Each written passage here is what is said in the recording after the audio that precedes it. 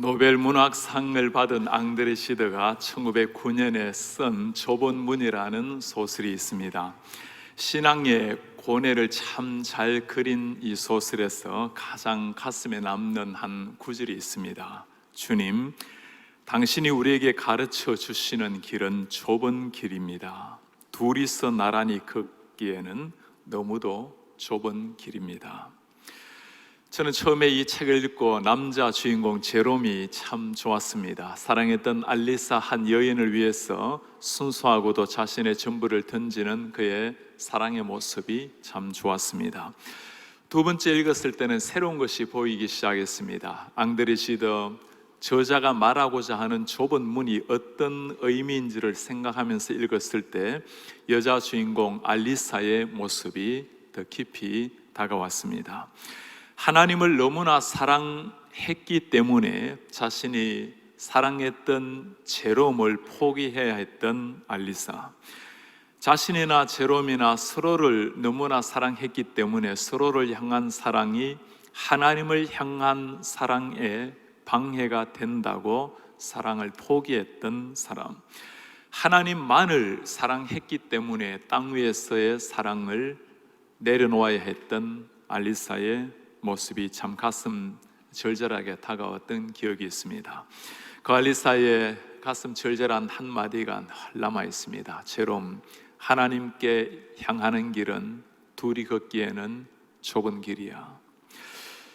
그 후에 저는 이 책을 5번이나 읽으면서 하나님을 사랑한다라는 것이 정말 이렇게 아픔과 고통을 감수해야만 하는 일인가? 땅 위에서 사랑하는 사람과 함께 걸어가기에는 너무나 좁은 길인가?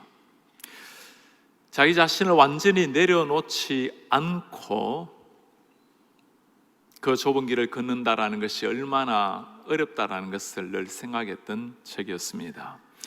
이런 면에서 오늘 우리 예수님의 말씀은 참 우리에게 무겁게 다가오는 말씀입니다. 좁은 문으로 들어가라. 좁은 길로 걸어라. 오늘 예수님의 말씀을 위해서는 3가지를 먼저 이해를 하셔야 됩니다. 이 말씀의 형식과 이 말씀의 위치와 그리고 이 말씀의 대상입니다. 이 말씀의 형식은 명령문으로 되어 있습니다. 예수님께서 하신 명령 반드시 지켜라는 말씀입니다. 이 말씀의 위치는 마태복음 5장, 6장, 7장 오늘 마지막 산상수훈의 결론 같은 말씀입니다. 신앙인의 삶을 보여주고 있는 산상수훈의 말씀, 모든 신앙인의 마지막 결론 같은 말씀이 예수 그리스도를 향한 좁은 문, 좁은 길 걸으라는 말씀입니다. 이 말씀의 대상도 중요합니다. 산상수훈은 믿지 않는 사람에게 주어진 말씀이 아니고 믿는 하나님의 백성들이 이렇게 살라라는 말씀입니다. 예수 그리스도를 따라가는 제자라면, 하나님의 천국 백성이라면 반드시 이렇게 살라는 하나님의 명령입니다. 예수님께서는 먼저 멸망으로 인도하는 문의 특징을 소개를 하고 있습니다. 멸망으로 인도하는 문은 크고 그 길이 넓어 거리로 들어가는 자가 많고, 길이라는 것은 단순한 하나의 길을 말하는 것이 아닙니다. 헬라어로 길이라는 단어를 호도스라는 단어를 사용합니다. 이 단어는 쭉 뻗어 있는 길뿐만 아니라 사람이 살아가고 있는 생활 방식, 그렇게 평소 때 생각하는 사고 체계를 동일하게 가리키는 말입니다. 평소의 신앙인의 생활 방식, 삶을 가리킨다는 말씀입니다. 멸망으로 인도하는 문, 멸망의 문이라는 것을 알고 들어가는 사람이 누가 있겠습니까? 당연히 그 길이 옳다라고 생각하고 확신하고 사람들은 걸어가겠죠. 그런데 왜 이 길이 멸망으로 향하는 줄도 모르고 그렇게 많은 사람들이 걸어가는 걸까요? 그 길에는 매력이 있습니다. 사람들을 끌만한 그 무엇이 있는 겁니다. 길이 넓고 많은 사람들이 찾는 길, 절대 진리가 없는 사람들에게는 숫자라는 것이 안정감을 줍니다. 많은 사람들이 따라가면 그것이 옳다라고, 무난한 길이라고 생각을 합니다. 절대 진리가 없다면 숫자가 심지어 힘이 되고 이기는 세상이기 때문입니다. 멸망으로 인도하는 문, 멀쩡한 정신을 가진다면 누가 그 길 가려고 하겠습니까? 계속되는 예수님의 말씀은 참 충격적입니다. 그 길로 들어가는 자가 많고, 스스로 확신하고 들어가는 그 문이 멸망으로 인도하는 문, 그 사실을 모르고 걸어가는 수많은 사람들. 오늘도 마찬가지입니다. 예수님 앞에 살아간다고 생각을 하지만, 나름대로 신앙생활을 한다고 생각을 하지만 정작 신앙생활이 아니라 종교생활을 하는 사람들이 얼마나 많은지 모릅니다. 생명의 문, 생명의 길이 아닌 것 세 가지가 있습니다. 첫 번째는 교회 자체가 생명의 문은 아니라는 사실입니다. 교회는 생명의 문을 가르치는 중요한 곳이지만, 그러나 교회를 다닌다고 구원을 얻거나 교회를 다닌다고 생명의 문을 통과하는 것은 전혀 아닙니다. 두 번째는 성경을 지식적으로 잘 아는 것 역시 생명의 문이 아니라는 겁니다. 성경을 알고 성경을 가르치고 때로는 성경에 관한 책을 쓰는 것 좋은 일입니다마는 그 자체가 생명의 문과 관계가 되는 것은 아닙니다. 교회를 다니면서 정기적으로 출석하고 기도하고 헌금하고 또 때로 따라 쓰는 전도하고 모든 것은 다 필요한 일이지만, 그러나 그런 행위들 때문에 구원의 문을 통과하는 것은 아니라는 사실입니다. 세 번째는 심지어 경건한 종교 생활 자체도 구원의 문은 아닙니다. 경건한 삶이라는 것은 신앙인에게 중요한 삶의 열매입니다. 예수님을 바르게 믿고 나면 당연히 경건한 삶의 열매가 나타나야 합니다.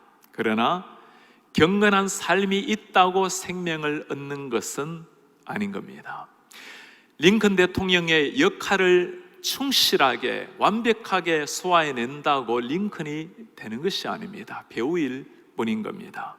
신앙생활을 잘 하는 것은 중요하지만 우리 속에 진정한 신앙을 일으키는 예수 그리스도가 있고 난 다음에 신앙생활이 오는 겁니다. 내 존재가, 진정한 존재가 바뀌고 난 다음에 삶이 나타나야 한다는 말씀입니다. 그렇다면 생명의 문, 좁은 길이란 무엇을 말씀할까요? 요한복음 10장 7절에 예수님께서 하신 말씀입니다. 나는 양의 문이라. 내가 양의 문이라고 주님이 친히 말씀을 하십니다. 예수 그리스도만이 영원한 생명으로 하나님께로 인도하는 양의 문, 생명의 길이 된다는 말씀입니다. 생명으로 인도하는 길의 특징은 무엇일까요? 오늘 주님 말씀하십니다. 생명으로 인도하는 문은 좁고 길이 협착하여 찾는 자가 적음이라. 생명의 문, 길이 좁고 협착합니다. 결과가 어떻게 나타납니까? 찾는 자가 적음이라. 생명의 문, 생명의 길이라는 것을 정말 아는 사람이라면 적을 수가 없겠죠. 모든 사람들이 그 길로 달려가겠죠. 그러나 생명의 문, 생명의 길은 협착하고 좁아서 사람들을 끌만한 매력이 보이지 않는 길입니다. 아픔과 고난, 심지어 때로는 죽음의 위협, 그리고 강력한 자기 부인이 있어야만 걸을 수 있는 길, 통과할 수 있는 문이기 때문입니다. 프랑스를 갈 때마다 제가 반드시 꼭 한번 들러보는 곳이 있습니다. 종교 개혁을 일으킨 칼빈이 도망가서 숨어 살았던 집입니다. 요한 칼빈은 파리 대학교 콥 총장의 연설문을 써준 것 때문에 그때부터 도망자의 삶이 시작이 되었습니다. 칼빈이 당시 가톨릭 시대 때 예수님의 말씀을 인용해서 콥 총장의 연설문을 도와준 일이 있습니다. 몸은 죽여도 영혼은 능히 죽이지 못하는 자들을 두려워하지 말고 오직 몸과 영혼을 능히 지옥에 멸하실 수 있는 일을 두려워하라. 몸을 죽이는 사람을 두려워하지 마라. 땅 위에 잘못된 종교, 잘못된 체계에 항거하라는 말입니다. 정말 두려워야 될 사람은 하나님 한 분이라는 말씀입니다.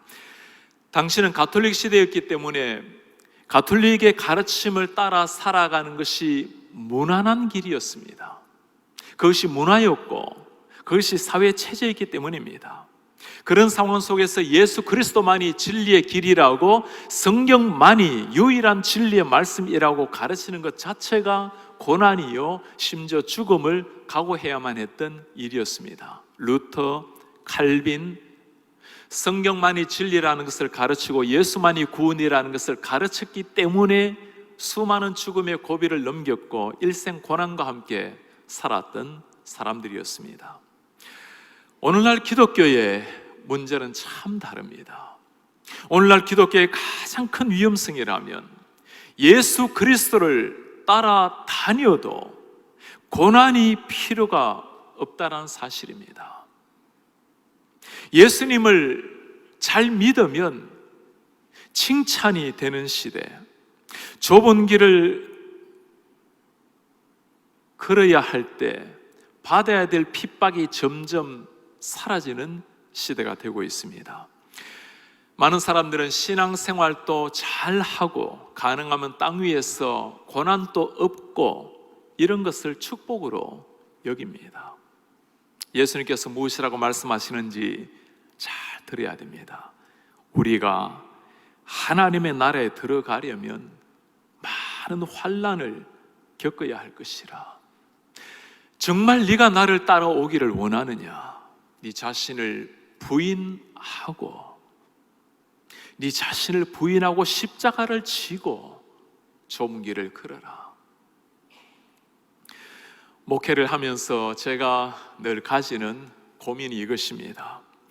우리 성도님들을 한 분 한 분 그리스도의 제자로 잘 세우는 것이 목자의 사명입니다.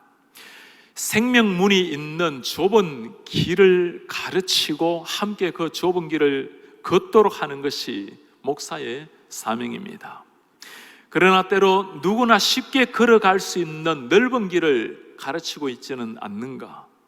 아무리 교인들이 늘어나고 교회가 많은 일을 한다 하더라도 우리가 걸어가는 길이 편하게 걸어갈 수 있는 넓은 길이라면 그것은 예수님이 말씀도 아니요, 교회가 추구해야 될 방향도 아닌 겁니다.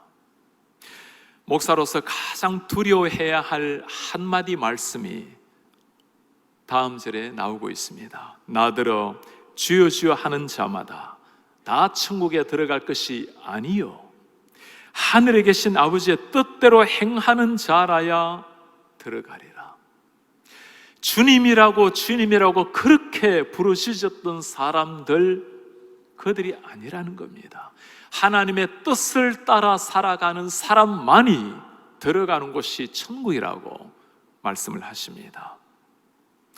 교회를 어느 정도 다니는 신자가 아니라 예수 그리스도가 나의 주님이시라면, 나의 왕이시라면 그분을 향해서 내 삶의 태도, 삶의 방식이, 길이 달라져야 된다는 것을 가르치고 있는 겁니다. 목회하면서 정말 주님 앞에 제발 일어나지 않기를 바라는 일이 있습니다. 언젠가 우리가 100년이 지나고 나면 다 천국에서 주님 앞에 만나야 될 분들입니다. 우리 성도님들 가운데 한 분이라도 그날 보지 못할 분이 나온다면, 주님 앞에 만나야 될 그날에 만나지 못할 사람이 한 분이라도 나온다면 저에게 하나님께서 맡겨주신 양떼들을 향한 목자의 책임을 다 잃어버린 삶이 될 것입니다. 교회가 얼마나 성장하고 얼마나 많은 선교를 했고 한 명 한 명이 주님 앞에 정직하고 신실한 제자로 세워지는 일보다 중요한 일은 아무것도 없습니다. 내가 지금 종교인으로서 넓은 길, 편안한 길을 걸어가려고 하는가? 아니면 그리스도를 따라가는 제자로서 내 자신을 부인하고 좁은 길을 걸어가려고 하는가? 여러분, 이것은 타인이 알 수 없습니다. 때로는 자기 자신을 들여다보아도 잘 모를 때가 있어요. 종교 수많은 지도자들, 생명의 길이라고 확신하고 걸었던 길입니다. 뒤틀려진 기독교라는 책을 쓴 자크 엘룰이라는 사람이 있습니다. 뒤틀려진 기독교, 기독교의 진실한 복음이 기독교라는 하나의 옷을 입고 나면 진정한 복음마저도 왜곡될 수 있다는 것을 고발하는 참 무서운 책입니다. 기독교란 이름이 하나의 체제 속에 들어가거나 하나의 이데올로기로 들어가 버리면 진정한 생명의 기독교가 아니고 하나의 종교 기독교가 된다라는 말씀입니다. 이런 예는 기독교 역사에 참 많이 찾아볼 수 있습니다. 로마 시대 때 수많은 사람들이 예수 믿는 것 때문에 피를 흘렸지 않습니까? 그들은 끊임없이 피의 복음을 가지고 생명의 복음을 전했고 그렇게 살아내었고 서서히 로마가 바뀌기 시작했습니다. 313년 콘스탄티누스 황제 때는 로마에서 기독교를 허용을 했어요. 이제는 더 이상 핍박이 사라지고 사람들은 복음을 전하기 시작했습니다. 392년이 되었을 때 테오디오스 황제는 기독교를 로마 국교로 인정을 했습니다. 100년이 채 되지 않았는데 로마 가운데 기독교로 말미암아 혁명이 일어난 겁니다. 이 정도 되면 이제 세계를 제패했던 로마로 말미암아 전 세계에 복음을 전가하며 나아가야 했을 기독교인데 그 이후의 기독교의 모습은 참 역사의 아이러니의 모습입니다. 지금까지 예수라는 이름 때문에 순교의 자리, 피를 흘렸던 자리에는 황금 십자가가 세워지기 시작했습니다. 처음에는 신앙의 성공처럼 보였지만 점점 시간이 지나가면서 진정한 피를 머금은 기독교의 신앙은 사라지고 기독교라는 것이 하나의 종교, 하나의 체제가 되기 시작했습니다. 한 사람 한 사람이 생명을 바치는 마음으로 그리스도인이 되는 것이 아니고 그들은 큰 길로 그냥 밀려다니면서 기독교인이라고 자처를 했습니다. 생명의 기독교를 하나의 종교 기독교로 만들어버린 겁니다. 주님을 따라 걸어가야 될, 자기 부인이 있어야 되고 십자가를 져야 될 좁은 길이 사라지고 누구나가 쉽게 걸어갈 수 있는, 함께 일렬로 함께 수많은 무리들을 이루어서 걸어갈 수 있는 넓은 길로 만들어 버린 겁니다. 오늘날도 마찬가지입니다. 많은 사람들은 좁은 문, 좁은 길이라는 것을 고백하지만 실상 우리의 몸은 좁은 길 걸어가는 것을 그렇게도 부담스러워합니다.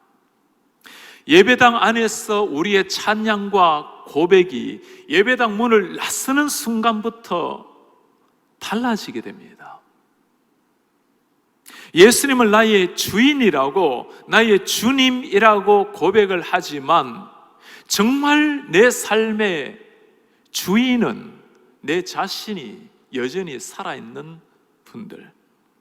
좁은 문이라는 것은 자기 부인이 일어나지 않고는 들어갈 수가 없는 길입니다.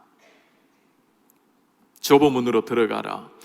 예수님의 말씀은 참 멋진 하나의 표처럼 보이지만, 참 고상한 말처럼 보이지만, 이 말씀을 그대로 살아내기 위해서는 피 흘림과 뼛속 깊은 고통이 일어나야 됩니다. 아브라함에게 하나님이 말씀하십니다. 내 아들 이삭을 바쳐라. 100세 된 아브라함이 낳은 이삭, 그의 인생의 마지막 유일한 기쁨이었습니다. 그의 인생의 마지막 붙잡을 수 있는 소망이었어요. 그것 하나 주님께서 내어 놓으라고 말씀하십니다. 정말 나를 따라오려거든 네 자신을 부인해보라. 십자가를 져보라. 인간이 가질 수 있는 모든 이성, 모든 합리성, 아버지와 자식 간의 모든 사랑을 끊을 때 이룰 수 있는 일입니다. 아브라함은 자신의 전부인 이삭의 심장 위에 칼을 찌릅니다. 하늘에 순종하기 위해서 땅의 모든 것, 자기 자신은 물론이거니와 자기 자신보다 더 귀한 것마저도 버렸던 아브라함. 그때 하늘에서 음성이 들려옵니다. 아브라함아, 아브라함아, 그 아이에게 손을 대지 마라. 이제야 네가 정말 그 무엇보다도 나를 더 따른다는 것을, 나를 전부로 여긴다는 것을 내가 알겠노라. 중요한 것을 배워야 됩니다. 좁은 문, 좁은 길 걷는 것이 참 고통의 길이지만 그것이 우리를 위한 길이라는 겁니다. 좁은 길을 걸었을 때 이삭은 살아났고 하나님의 믿음의 명문가를 이루었고, 길이길이 아브라함은 믿음의 명장으로 우리 앞에 그 이름이 서 있습니다. 그것이 바로 하나님을 기쁘시게 했던 일이요, 그것이 하나님의 뜻을 이루는 일이었기 때문입니다. 어떻게 하면 좁은 문, 좁은 길을 걸어갈 수가 있을까요? 좁은 길을 생명을 바치면서도 걸어가신 한 분이 계십니다. 우리 주 예수 그리스도십니다. 하늘을 버리고 이 땅에 오신 우리 주 예수 그리스도, 하나님께서, 영원한 그 하나님이 요한한 육신의 몸을 입고 오시는 것 자체가 걸을 수 없는 좁은 문이었습니다. 죄인을 위해서 십자가에 비참하게 피를 흘려야 되신 예수님, 자신을 조롱하는 사람들을 위해서 아버지 저들의 죄를 용서해 달라고 기도하셨던 예수님, 누구도 그게 어려웠던 좁은 길을 걸어가셨던 그 주님이셨습니다. 그리스도인이란 이 예수 그리스도와 함께 주님 걸어가신 길을 걸어가는 사람들입니다. 세네갈 선교를 하면서 우리 김미자 선교사님의 간증을 들으면서 예수님께로 한 사람 한 사람을 바르게 인도하는 것이 얼마나 힘겹다라는 것을 다시금 생각하게 되었습니다. 개척한 교회 가운데 함께 사역한 곳이 박석교회라는 곳이 있습니다. 이곳이 처음 시작할 때 그 주일학교 선생님이 선교사님에게 부탁을 했어요. 이 가난하고 헐벗은 아이들, 우리 아이들에게 주일날 간식을 좀 제공해 줄 수 있을까요? 선교사님께서 이 한마디에 며칠 동안 잠을 설치면서 너무나 고통스러워서 편두통까지 찾아왔습니다. 아이들에게 간식 주는 것 무슨 그리 어려운 일이겠어요. 그러나 간식을 주는 것으로 말미암아 생명의 복음을 막아버리고 주일학교를 망칠 수 있다는 생각 때문에 고통스러워한 겁니다. 오랫동안 기도하고 난 다음에 선교사님 간식을 차 가득히 싣고 교회로 찾아갔습니다. 그 주일학교 선생의 두 손을 꼭 잡고 눈을 똑바로 쳐다보고 정말 간절히 말을 했어요. 아이들에게 간식을 주는 일은 어려운 일이 아니란다. 너무나 쉬운 일이란다. 그러나 이 아이들이 처음에 간식을 보면서 교회를 나오기 시작하면 언젠가 아이들은 간식이 사라질 때 다 떠날 아이들이란다.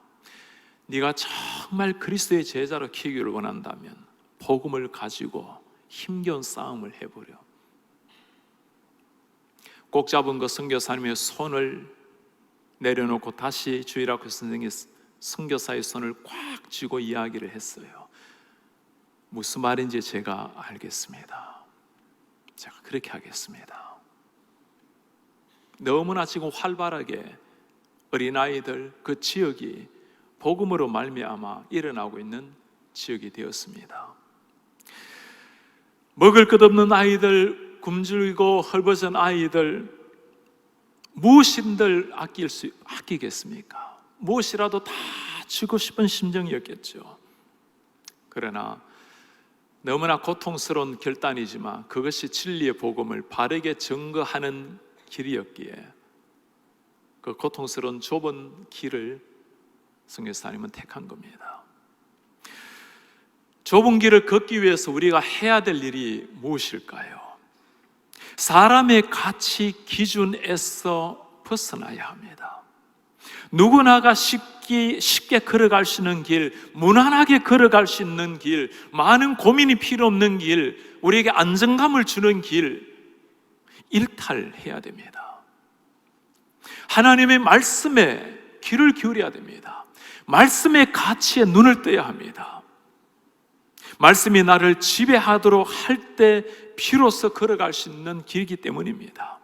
성령이 나를 지배하도록 내 자아를 성령께 맡겨야 됩니다. 내 자아가 내 생각에 살아있는 난, 우리는 우리의 몸 자체가 걸어갈 수 있는 길이 아니기 때문입니다. 그리스도인이라는 그 위대한 이름 앞에 내 자신을 내려놓을 때 걸어갈 수 있는 길입니다. 우리 사랑하는 성도님 여러분, 오늘 주님이 말씀하십니다. 명령하십니다. 좁은 문 들어가라. 좁은 길로 걸어라. 예수 그리스도를 따라가는 사람 그리스도인입니다. 그리스도께 내 자신을 맡긴 사람입니다. 그 이름에 걸맞게 걸어가는 이런 우리 성도님 되시기를 바랍니다. 좁은 문 때문에 다가오는 고난들, 내 자신을 처절하게 해야 되는 그 부인, 때로는 땅 위에서 가장 소중한 그 사랑마저도 내려놔야 될 아픔들, 우리 주님께서 우리를 위해서 생명을 바치신 피 흘리신 분이 하시는 말씀입니다. 좁은 문으로 들어가라. 미얀마에는 제 미얀마 친구가 신학교를 세우고 학생들을 가르치고 있습니다. 불교 국가잖아요.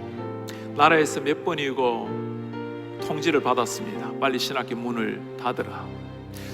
제가 친구에게 물었어요. 이렇게 문을 닫지 않고 버티다 보면 결국에는 핍박과 고난을 당하지 않습니까? 친구가 하는 말이었어요. 우리가 두려워하는 것은 고난이 아닙니다. 고난이 없는 것을 두려워할 뿐입니다. 예수 그리스도를 정말 알고 따라가는 사람들, 고난의 길은 참 아픈 길이지만 그것이 영광의 길이요 주님을 따라가는 길입니다. 그렇게 좁은 길, 좁은 문 걷다가 언젠가 우리가 주님 앞에 설 날이 다가올 것입니다. 제발 우리의 삶에 좁은 길, 십자가의 길을 걸은 흔적을 좀 가지고 주님 앞에 서기를 바랍니다. 우리 주님 만나는 날, 우리 주님께서 그 고난을 통과한 우리의 흔적을 바라보시면서 말씀하실 겁니다. 고맙다, 충성된 종아.